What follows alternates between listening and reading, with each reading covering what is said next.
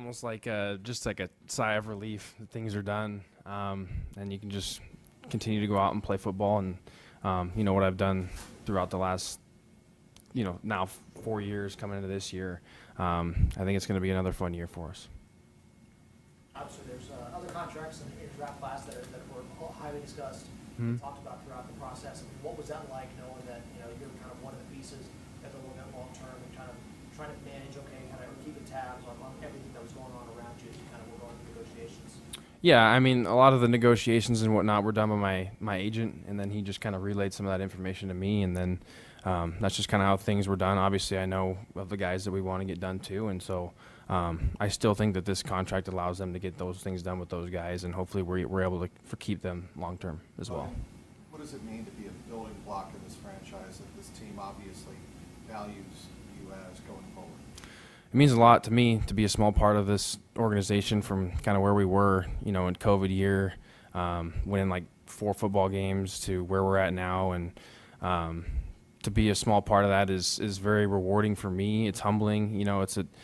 It's kind of the reason you do things to kind of turn a program around like we have. And it's very fun to play for Coach Taylor and the stuff that he's instilled in us as players and the way that he's led this organization. I think we've ignited the city of Cincinnati, and we just got to keep that fire moving forward. Where were you when you found out about the deal, and who'd you call first after that initial conversation? I was here at work. So I didn't really call anyone right away. I told my parents about it. I just kept via text message, but I couldn't really call them and let them know. But they knew it was getting close, so I was keeping them updated. No, you're good. What about being with Pat? Yeah. Pat and I are going to be together for at least a couple more years. Yeah. Maybe 4. I mean, that's going to be nice. Very nice. I think it's very rare to be able to play with someone next to you for as long as we're going to be able to play next to each other, and I think we've both helped each other grow as players, and we're only going to continue to do that. And Coach Betch has helped us as players as well, and so I think that the sky's the limit. We still have a ton of things that we can get better at, and we just put our heads forward and go to work every day and try to get better. What do you think it is about you? What do you think it is about you and Brad that clicks? You're from the different parts of the country, but grew up differently. I mean, what do you think is? I think that's just what makes football so unique in general. Is you got guys coming from all sorts of different backgrounds. It doesn't matter where they came from, but you're all coming together with one goal in mind, and that's to win a Super Bowl. And so when guys have that same goal in mind, you can help each other get better and push each other, not just Jermaine and I, but every other linebacker in our linebackers room, push them to be great because, I learned a long time ago, you're only as strong as your weakest link. And so, look, those guys that might not be playing on Sundays, but they're playing on practice squad, getting reps, giving us a look on scout team, like, when they give a good look, it helps us get better and prepared for Sundays. And so we just push everyone to be as good as they can be. When Pratt resigned, in the back of your head, did you think, oh, well, maybe there's not enough for me as well in the linebacker room going into here? Not really, originally. My agent kind of let me know right away, like, no, this shouldn't be a problem. And I knew I wanted to be here, and so I'm just glad we were able to get something done. You mentioned wanting to be here. I mean, you always with us were pretty resolute that this is where you wanted to be. Yeah. Never really, A, why was that? And B, was there ever a moment where you wondered, am I going to have to think about what free agency could be like last year? Was there any moments along where you wondered if that was going to happen? I think you always wonder it because you just never know in this league. There's that business aspect that you just never know when stuff can happen like that. And for me, one of the biggest reasons why I didn't want to leave was being a part of the turnaround that we've had here and not wanting to leave what we've kind of started, kind of keep that train moving forward. And playing for one of the biggest reasons is I wanted to keep playing for Coach Taylor. I think he's such a player's coach. He takes care of us like probably team does. And guys recover better because of that. He takes care of us if you're injured. I mean, all these different things that go into it. I mean, he's awesome. He's been tremendous to play for, and there's just no other coach I wanted to play for at the end. You seem like you're downplaying kind of the whole news of this, similar to your personality. Yeah.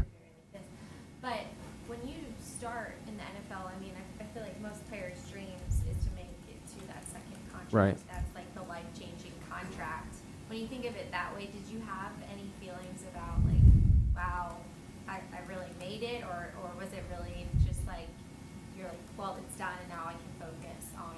I think it was probably a little of both.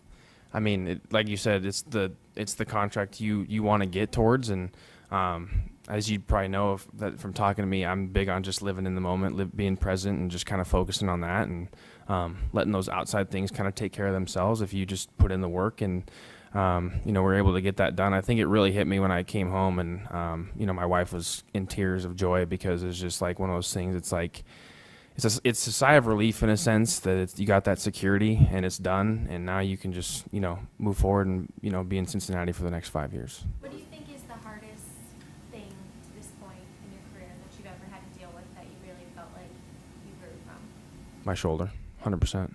Yeah, going through that injury, how much pain it was to even get the tearing, the dislocation done. That was horrible, and then going from questioning whether or not you were going to be able to play again that year to rehabbing for 3 weeks, coming back, playing, and then I thought I played pretty well for the most part, coming back from a shoulder injury like that. And so I think that's where I kind of grew the most, is just understanding what I could endure in this game, because it is a game of pain, whether or not you want to say it like that. And so to go through that shoulder injury and bounce back from that adversity the way that I did, I think helped me grow. Where would you rank the Super Bowl performance in the games you've had, given that, including the shoulder injury or not, where would you rank that in the games you've had so far? Rank it? Yeah, like in terms of how you feel like that was personally. I mean, it's definitely up there, because it's the stage doesn't get a whole lot bigger than that one. So, unfortunately, we had the infamous pass interference, but for the most part, I thought I played very well that game and gave us a chance to win. So many returning guys, Logan, that you're a part of now. What's the next step this year for the defense? Yeah, I mean, we got some new guys obviously in the back end, losing Jesse and Vaughn, which is never easy, but they're putting their hats down and they're going to work, and that's all you can ask from those guys, and they're going to get better. And I think it's also on Jermaine and I being in that kind of that mid tier. We're in between the D line and the safeties, to be able to kind of help them on certain things and teach them why we do that or what we're going to do versus this. And I think they'll learn from it, and they're busy soaking up all the information they can right now, and they're gonna do great for us. Is that where you think you've grown the most, is taking that leadership role and kind of, being that intellectual leader on the field, if you will? Yeah, for sure. I'm not necessarily the rah-rah motivational speaker type of guy, but I think on the field, wearing the green dot, you kind of have to have that leadership mentality that you do need to be able to kind of calm guys down when stuff hits the fan, because that's the nature of this game. They're going to make plays too. They're getting paid on that side of the ball, and so just keeping guys calm, cool, and collected throughout the game, I think, is one of the biggest things you can do. Starting your career on the back end, and you obviously have a skill set, but making the transition made to linebacker, what kind of a sense of gratitude do you have to coaches that have helped you in that transition all the way to the current coach with that? Yeah, I mean, I wouldn't be here standing in front of you if it wasn't for all of them, and I make sure that that's known. Coach Bull was the first one that obviously switched me at Wyoming to linebacker, and then Scotty Hazelton, who's the DC at Michigan State right now, he actually texted me about saying congratulations, keeping in touch. He was at our wedding last summer, and he went through some stuff to try to make it to the wedding because he was on vacation, but that's another side note. It's cool to see the support that I have from coaches like that. I credit a lot of my development to Coach Hazelton, because he was like really my first full-time linebackers coach, and I got to have him for a couple of years, and we ran kind of an NFL-style cover 3 system in college with him, and just really helped me develop and understand the linebacker play. And I'm forever grateful for him, and obviously Coach Bull for switching me to that spot, because, like I said, I wouldn't be sitting here in front of you guys today. How much did you talk to Burrow, if any at all, kind of about the contract situation? Kind of went through it. I didn't really. I just kind of kept to myself with the contract situation, honestly. What's it like to be a part of the draft class? I mean, you, T, and Joe all at the top, really transforming, and rare you get to see that kind of impact from a core group like that. What's it been like to, like you kind of mentioned earlier, be at the beginning and then be part of that process, turn it around where it is now? Yeah, it's awesome. I think to have the 3 of us like that. I mean, even the other guys that were in our class have all contributed in some form or fashion and done really well for us. And we're all rooting for each other, and I think that that's also rare because sometimes guys are just trying to, get theirs in a sense. And this whole team camaraderie that we have is just rare, and that's also another reason why I wanted to be a part of it. You officially signed yesterday. Yeah. It's not a practice. There's ours, no practice. Did you celebrate? Do anything? Go to dinner? I kind of kept to my usual regimen, did some body work, some Pilates, massage, all that kind of stuff. And I went to breakfast with my wife before we did all that. But Celebratory breakfast. yeah, maybe eventually we'll get to a celebratory dinner once we get some time. What's the first thing you want to buy? I don't know. We thought about that. We might move houses, but who knows? We'll see. Any interesting reactions from teammates, amusing reactions since the news broke? Right when the news broke, Mike Hilton went into the meeting, into his meeting, and then he must have seen it in the meeting when I was still at my locker and came back out and was just kind of staring at me laughing and just I was like, what? Because I didn't know it broke at the time yet. And he goes, I know what. And so that was awesome. It's cool to see guys that were happy for me to sign that. So. Can you think back to a moment where it was like, yeah, I can do this, I can play at the high level in the NFL? Was there a moment, was there a play, was there anything like that, or was it just slow build on it? I think, I'm trying to think. Probably when you get your first turnover, maybe first interception, because that's obviously the biggest thing that you want to do on defense. Yeah, you can make tackles, but at the end of the day, it's about the ball. And so when I get my first interception, I feel like my game could translate to this level, and then I'm just trying to obviously work to get it better every day.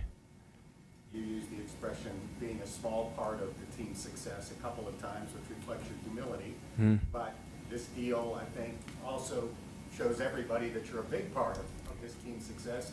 Does it change your own feeling about your importance to the future of the organization? I mean, maybe a little bit, but at the end of the day, my mindset is never going to change. My mindset is what got me here at this point in my career, and I'm just not going to change that because it's just not who I am, and this is what's helped me be successful, so I'm going to continue to do it.